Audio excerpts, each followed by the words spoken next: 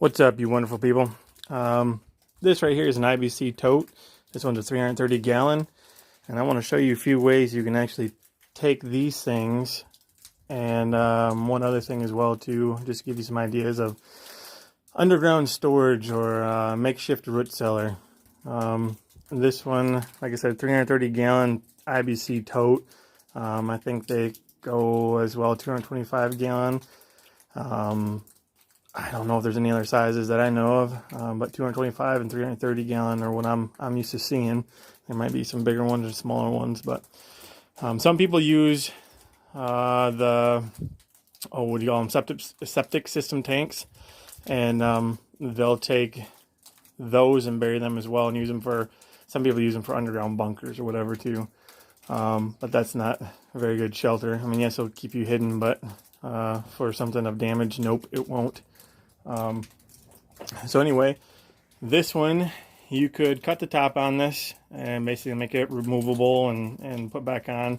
That hole here you can use for a vent going over the top, because you want ventilation in these things to keep the temperature good, and also the humidity as well.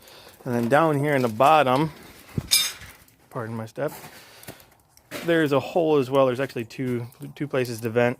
You can take those things, hook them up to for the ground, for another vent coming out from underneath the ground for circulation. So one way of using it for food storage.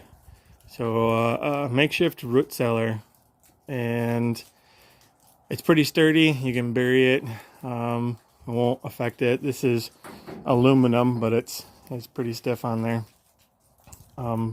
Yeah, and then I'll give you guys one more example as well for burying. It would be kind of a pain in the butt to dig this by hand, but I mean, you could if you needed to for, in a pinch.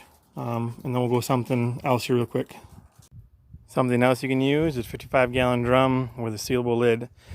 These are the steel. You can get the plastic ones with a screw-on lid, but these ones actually seal off pretty good. And they'll last a long, long time even if you bury them. You can even coat these things. Whether you use that Flex Seal even too, if you want to make it even last even longer. But this is another option. Again, you drill a hole at the bottom, drill a hole at the top, and that thing can come off simply by. This is what we use for our pigs' feed throughout the season. Oh, now I got bent down. It's hard to do this with one hand, but this comes off, top comes off, easy peasy, no problems. And also you can use, like I said, the plastic one. This one doesn't have a top. This is for our pigs for watering. But again, you can use one of those as well with the screw top. And it's perfect storage, and you can use those things. I mean, you can see I've got plenty of them too. Another simple one is just a 5-gallon bucket or tote with a lid. It is also another idea. You stack them on top of each other. The further you go down, the better. And you can find out what fruits and vegetables last at different temperatures, and you can stack them per that design. So there you go, guys. There's a couple ideas you have for makeshift root cellar. Nothing intricate, nothing crazy. Very simplistic. If you don't have the money or the finances to do a whole big root system root cellar system, then those are some easy ways to actually set up something for yourselves to store. You can do a ton of those things. You can find those 55-gallon drums pretty cheap, or even sometimes free. But make sure you know what's in those things. Those are food grade that we had.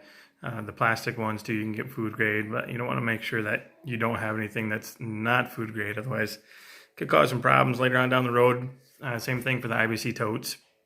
You want to make sure that there's food grade IBC totes. Otherwise, you could have had some kind of antifreeze or oil or whatever, some stuff you don't want to deal with and have causing issues with your food that's going to be inside there. So,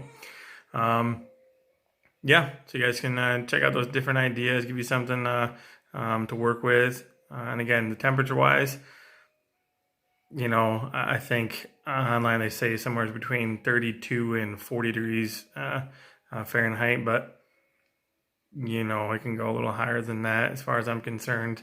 I wouldn't go over 48 degrees, especially where we live.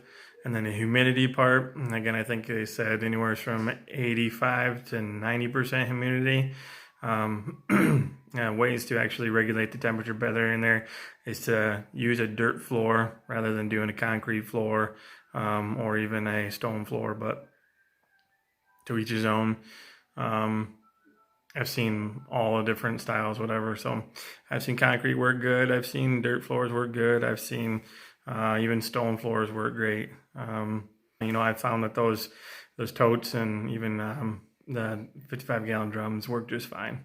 Absolutely just fine. It keeps things for quite a long time. So appreciate you guys watching. And again, if you guys have any questions or comments or anything, or even ideas, give me a like, subscribe, and hit that notification bell as well. And love to hear what you guys have. Wonder what your thoughts are on this stuff, and even more to add to it. We appreciate this. It'd be a community thing. It's not just me. So just open up a platform for people to talk. Thanks. You guys have a good one. Bye.